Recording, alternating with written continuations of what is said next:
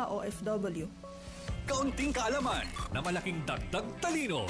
Abangan muli ang susunod na Dagling Kaalaman. Dagling Kaalaman, knowledge in a snap. Sports Radio 918 AM, where sports is great and up to date. Up to date na mga sports balita. Hindi ka mahuhuli. Hindi ka matatalo. Sports Roundup. Sports Roundup. Sa main sports broadcast, Sports Radio.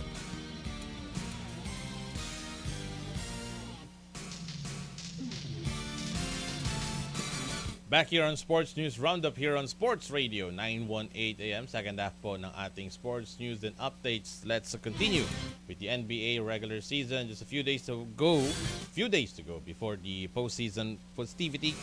Chet Holmgren had 30 points and 14 rebounds. Shai Gilgeous-Alexander added 20 points and 11 assists. And the reigning champions Oklahoma City Thunder clinched the league's best regular season record with a 128-110 victory over the Los Angeles Clippers.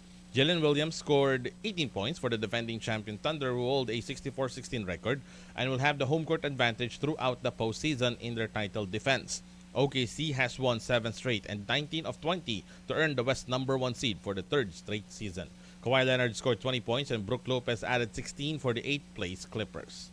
We go to Ball Arena. Nikola Jokic had 14 points, 15 rebounds, and 10 assists for his 34th triple-double of the season, and the Denver Nuggets beat the Memphis Grizzlies 136-119 for their 10th straight dub. Denver increased its hold on the number 3 seed in the West with its first double-digit winning streak since getting 15 in a row way back 2013.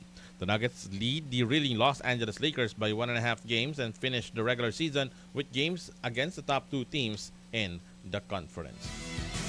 Sa ibang resulta po ng mga NBA games today, sa Detroit, Cade Cunningham had 13 points and 10 assists in his return from injury as the Pistons beat the Milwaukee Bucks 137-111 in their home finale. In San Antonio, De'Aaron Fox had 25 points and the Spurs kept rolling even with Victor Wembanyama and Stephon Castle sidelined by injuries, beating the Portland Trail Blazers 112-101. At Rocket Arena, Donovan Mitchell scored 31 points, Evan Mobley had 22 points, tied a career high with 19 rebounds, and the Cleveland Cavaliers defeated the Atlanta Hawks 122-116. In Phoenix, Devin Booker scored 37 points, Dillon Brooks added 28, and the Suns scorched the short-handed Dallas Mavericks 112-107. The Phoenix Suns clinched the number 7 spot in the Western Conference playoff race, meaning they get 2 chances at home to win 1 game in the play-in tournament. And finally, Paolo Banchero had 20 points and 8 rebounds. Desmond Bane added 18 points and 6 assists. And the Orlando Magic beat the Minnesota Timberwolves 132-120. The win was the Magic's 4th straight, pulling them to 7th place in the tight race for the playoff or play-in positions in the Eastern Conference. Let's go to cycling. Tadej Pogacar and Mathieu van der Poel will continue their rivalry this Sunday at the 133rd edition of the Paris-Roubaix. The pair has shared the past 10 monument titles between them and just fought out last weekend's Tour of Flanders in a duel. In 2025, Van der Poel powered to a 3rd win in a row after then debutant Pogacar faded with a missed turn in the last 40 kilometers. Pogacar, winner of the season's first 2 monuments, the Milan-San Remo and the Tour of Flanders, has had several recon trips for a more serious bid. The 259.2-kilometer race, which will start in Compiègne, features 30 cobbled sectors totaling 54.8 kilometers before the finish at the Roubaix Velodrome in northern France near the Belgium border. Paris-Roubaix, known as the Queen of the Classics or the Hell of the North, is the 3rd monument of the cycling season and is the most recognizable event in the sport after the Tour de France. We go to men's tennis. Matteo Berrettini delivered a double-bagel victory over world number 10 Daniel Medvedev to reach the 3rd round of the ATP 1000 Monte Carlo Masters. Berrettini, who received a wild card in the tournament, was ruthlessly efficient against an out-of-sorts Medvedev, who suffered his first tour-level match defeat without winning a game.